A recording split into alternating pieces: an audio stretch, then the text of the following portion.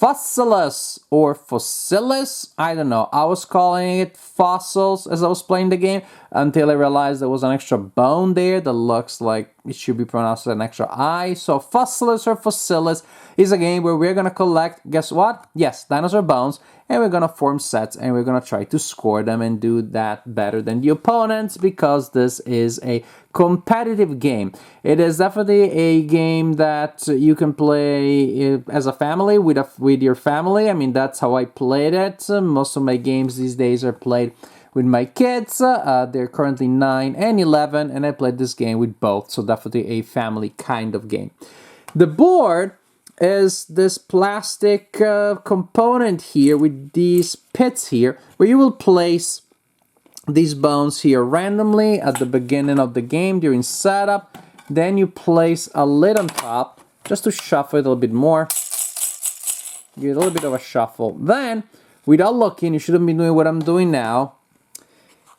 You take this cardboard piece here and you slide it there. So basically with the tray on, you slide the cardboard there, then you remove the tray, so you only have the cardboard, you don't see what's there, and then you add these tiles that I already placed so that the game is already set up and ready to go.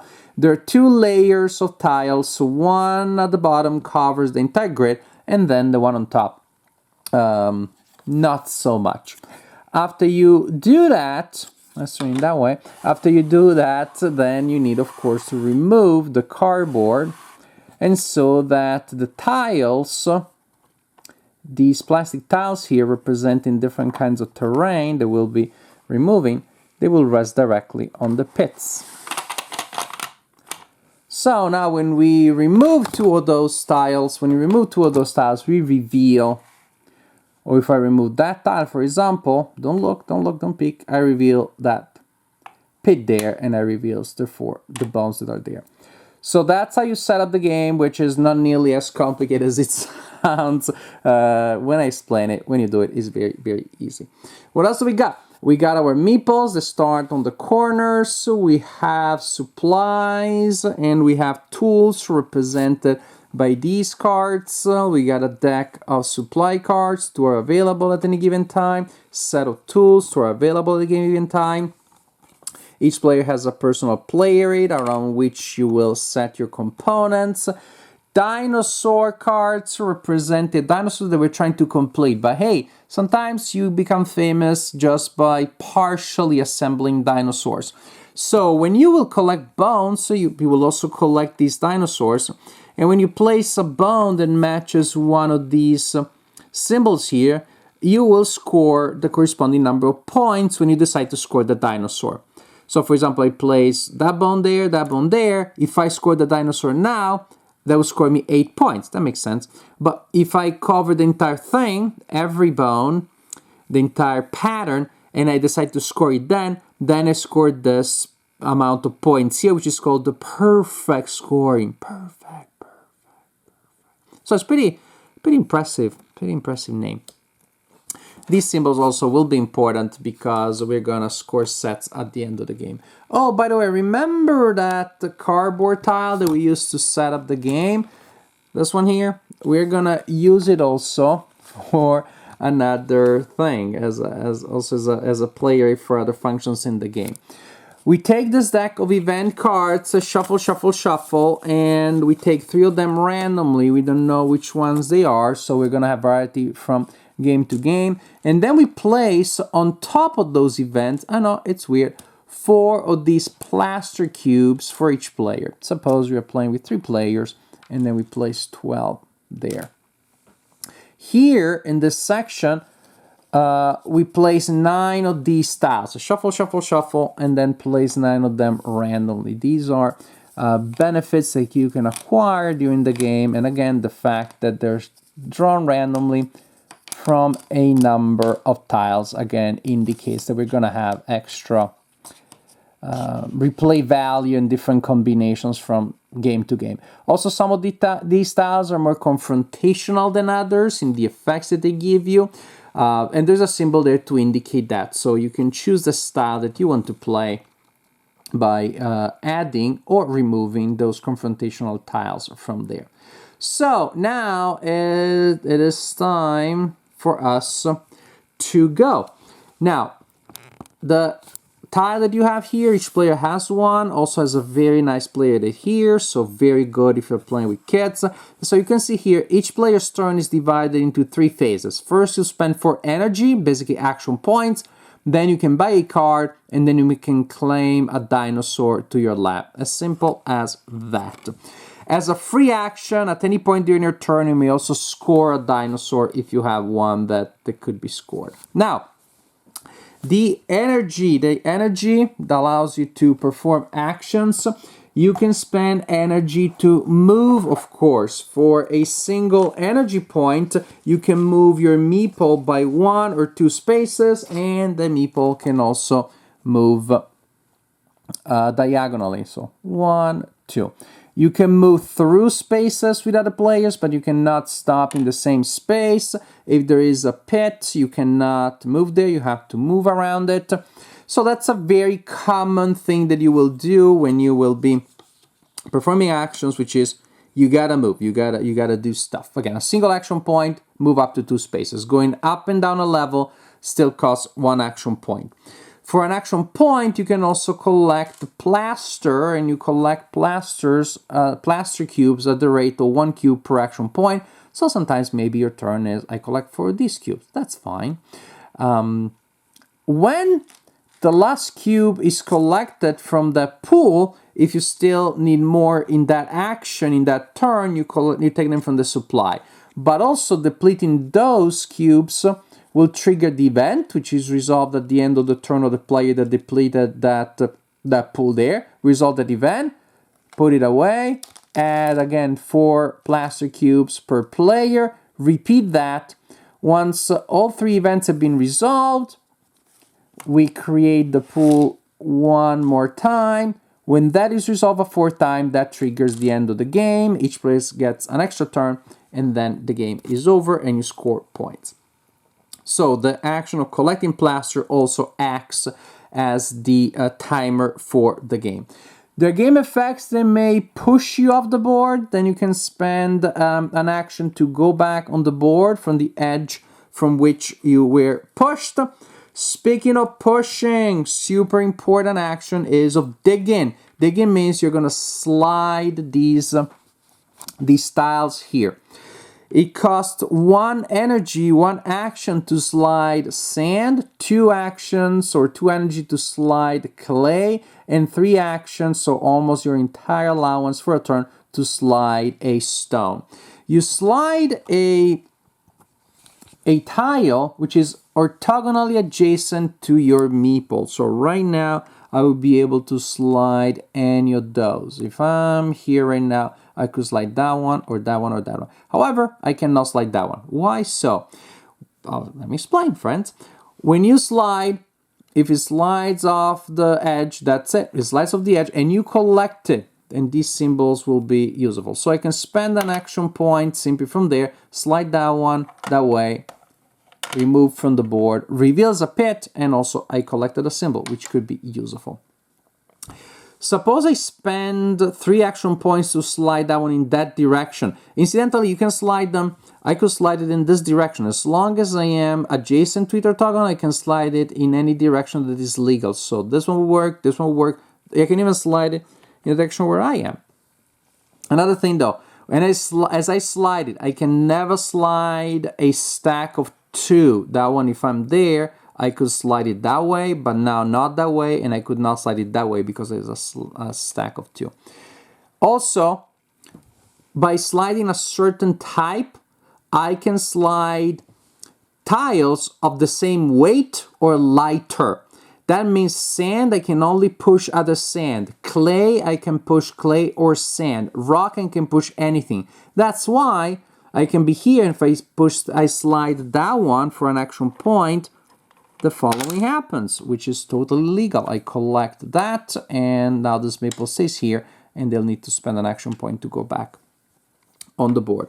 I told you earlier that I would not have been able, if I'm here, to push that one in that direction because there's rock there. I cannot use rock to push clay. But from here, I could use clay to push sand, which again gives me one of these nice tiles. So by sliding things, you're gonna do different things. Push other players off the board, which is neat and part of the game. Collect these tiles that you will use later. And also, again, hello, reveal those pits. And yes, it may feel a bit gimmicky that you're sitting there comfortable and you really had to stand up and look straight into those pits. I think the production would have worked if these pits were not as deep. But you know what? My kids love it, so I don't care. I don't mind having to get up and looking at what's in there. And there's gonna be great variance because some pits are gonna be so loaded that just at a glance you have no idea what's in there. I can see there's a skull there, but you have to take them all out, spread them out so everybody sees what's in there, and then you put them back in there. So again, it's not super elegant in terms of production, but it's super fun in terms of, are you playing with kids? They love it. That's very important also. So a very important action after you were sliding and you're moving around is to collect fossils. You got these nice tweezers to do so. You need to have your meeple adjacent to a pit from which you're collecting fossils, and then simply you dig in there, and sometimes it's not that easy, and you dig in there and you collect the thing. Ta-da! To collect fossils from the pit, I need plaster, and this is the cost in terms of plaster. So to collect that fang or tooth, I need 2, the femur 3, ribcage 4, hip bone 5, and the skull 6. There are some hammers in there. They represent the fact that some previous archaeologists lost their tools. You can collect a hammer for free, and when you do so, you must immediately take one of these tiles here and replace it with the hammer. You must take it and you place it on your personal board. Why is it important? It's mandatory because you will place the first one in that slot, but if you take another one, it goes in that slot, and as you may have noticed, it covers that symbol there. So basically these two symbols, the 2 and the 4, if they're still visible at the end of the game, they're worth points. If you collect tiles, then they're not visible anymore. That's important.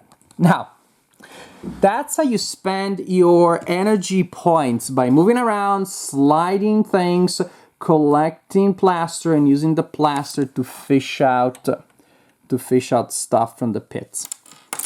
After that, you can buy 1 card, only 1 per turn, and again, there will be 4 available, 2 from the supplies deck, 2 from the tools deck. And this is when these things that you collected matter, because these symbols are the currency that you use to buy these cards.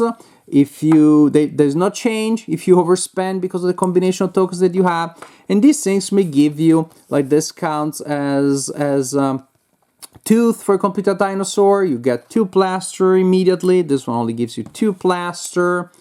Victory points and plaster are common advantages from the supplies deck.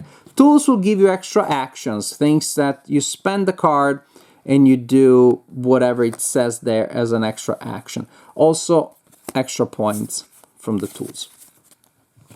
After you potentially bought a card, you can claim a dinosaur to your lab. And there are 4 of those available. And it's just that. There's no cost for it other than you need to have at least a bone that the dinosaur requires. Then you can take the dinosaur to your lab and you can place the bone on it accordingly. Just like so. Just like so. You don't have to place bones on dinosaurs. You can keep them here, but they are worth more points when they are there than when they sit there. So that's it. You can have 1 dinosaur per at a time. You don't have to complete it. You can choose during your turn to score it, in which case, again, remember, you only score the numbers indicated there if it's incomplete, but it still goes in your scoring pile. And this matters a lot because you will want to have a nice scoring pile here, because that's important at the end of the game. So, We continue to play until 4 plaster pools have been depleted. At that point, we count, we have 1 extra turn, and then we count victory points. You should have collected some victory points already from game effects and from dinosaurs that you scored. Then again, you score whatever dinosaurs you may still have in your play area.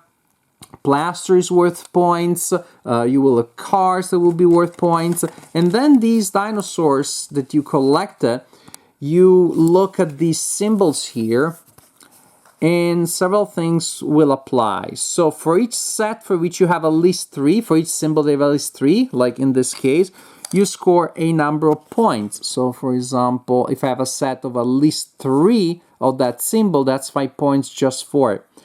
I scored 12 points if I have 1 of each of the 9 possible symbols, and then we look at majority. For each symbol, we see who has the most, and who has the most scores 3 points for majority. It is a tie, no one gets to score that.